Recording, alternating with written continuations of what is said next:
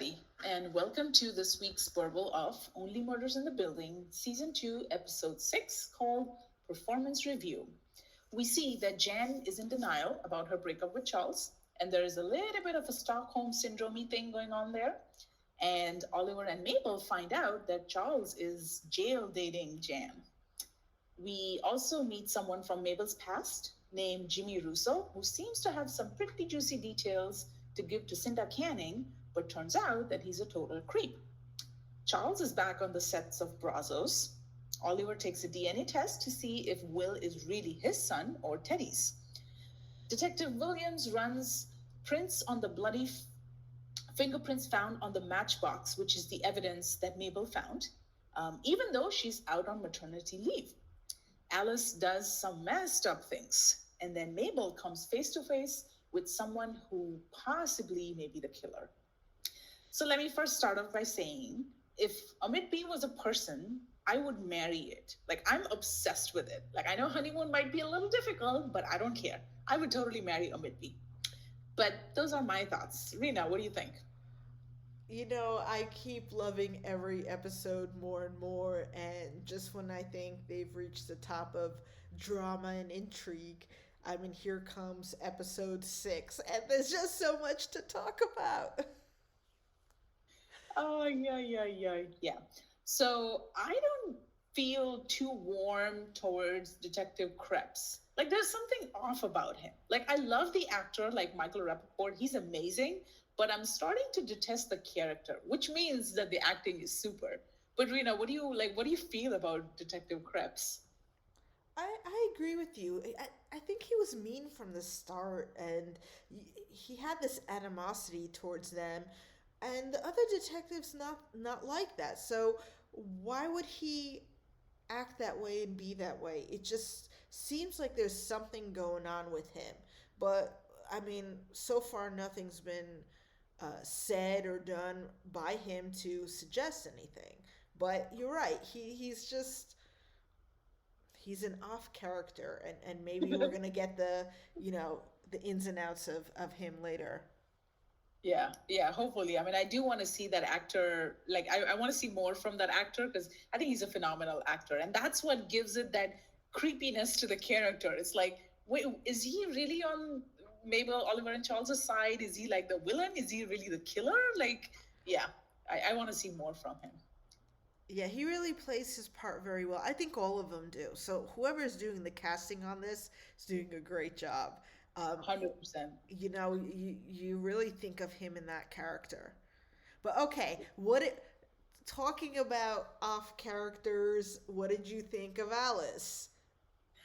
Um, so so Mabel walks into this bizarre recreation of the murder scene of Tim Kono from the previous season, and then Bunny from this season, and that's all set up by Alice. I think that's messed up. I Oh think yeah. Alice has like lied her way through life, which we found out in the previous episode. So it's not surprising, but it's still messed up. But I'm not like 100% convinced that Alice is the killer. But what do you think of Alice? I agree it was messed up. I don't know why she would do that unless she's after something. But I would think if you are the killer, why do that in the first place? Why not try to conceal your interest in the murder and what's going on? Like, she could have played it differently. So people who are guilty and are trying to stay close to find information, I would think would act a different way. But still, I think, Mabel was right to kind of just kick her on out of the relationship. That was awful. Yeah, yeah. Um, I mean, we still haven't 100% seen that Mabel has broken it off with Alice, but that like somebody like you can't continue with somebody who's that messed up, like and doing that those messed up things. But I agree with you that somebody who is guilty, will try to like stay away and be like the complete opposite of the guilty person. Yeah. But speaking of shady, shady stuff, people doing shady stuff, I have to say that I'm actually liking Cinda Canning in this season more compared to last season. Like we really see more of her temperamental and sort of this borderline narcissistic personality. But that actually makes me wonder if she's the killer. But Poppy does say that she will do anything to tell a good story. And then remember, Jan earlier also hinted that the killer is a storyteller. Yeah. So maybe Cinda killed Bunny? I don't know. What do you think? I think there's a possibility there, and it's they bring her back and tell us more about her now to set us up for something. Now, is it because she's a killer, or maybe she solves a crime? Who knows? But I feel like um, they're introducing her now to have her be more a part of it, and I do like her character. I mean, I like not liking her character. That's how I feel. Yeah. Like I feel so much sympathy and like love for Poppy. Like she clearly works so hard. She does all the work, but she's not getting any recognition or credit or respect. In fact, she actually gets disrespected and mistreated by Cinda. And to be honest, like you and I have been at workplaces and we would never work for a boss like Cinda. Like, yeah, that would be horrible. But what do you think of Poppy? Because this episode we saw like a little bit Poppy kind of coming out of her shell, trying to sort of stand up for herself. So what Cinta does to Poppy, like about her performance review and promotion, that is so passive aggressive and cruel. But yeah, what do you think of Poppy? Um, Poppy resonated with me because no, I haven't had a boss just like Cinda Canning, but to be in that position at work, I think we've all felt that somehow. And I think she knows something. Mm, I don't know what, but she's interesting. like the researcher. She knows, she props up Cinda Canning. So she's known about all this other stuff. I feel like she's the one who may find out who killed him. That's interesting. Actually, you're right. Like because she's like a researcher, like fact based, she's like so good at like finding stuff. Maybe she's the one who's gonna like uncover the killer.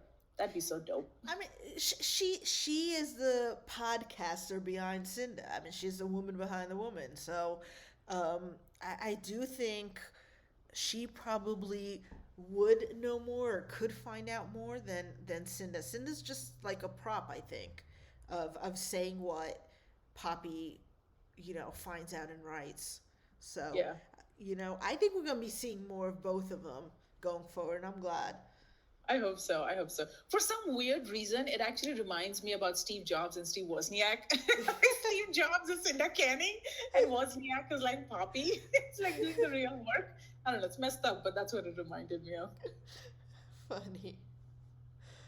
And then towards uh, I think it's somewhere in the middle of the episode that we see the trio texting with supposedly Detective Williams, and they're told to drop off the matchbox evidence somewhere, but not face to face. So that seems shady. And then eventually they figure out that they're probably texting with the killer, which I think they are. But that glitter bomb idea is so dopey, but it's so fun. And it kind of goes off on the person who's trying to grab the evidence, which is clearly not Detective Williams. But what did you think of the whole glitter bomb idea? I thought it was a great idea. I don't know if I'd have the guts to do it. That whole scene, like, I probably yelled at the screen more than I did anytime else. He's picking it up. Like, look, go. But yeah, I don't know if it's the killer. I don't know. There may be other people involved that we just don't know yet. So who's to say who it is? Um, but yeah, that last scene. Are we gonna get to that? Because that just, I don't know, blew me away.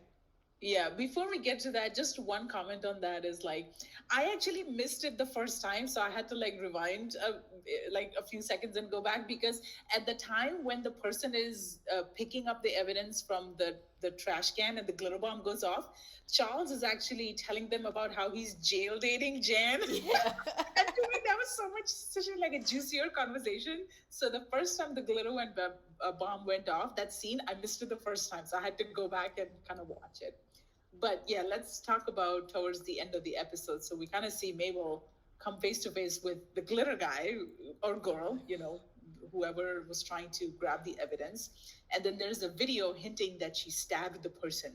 And I was like, oh my God, did she like commit like another murder, like on screen, on camera? Like that was, yeah.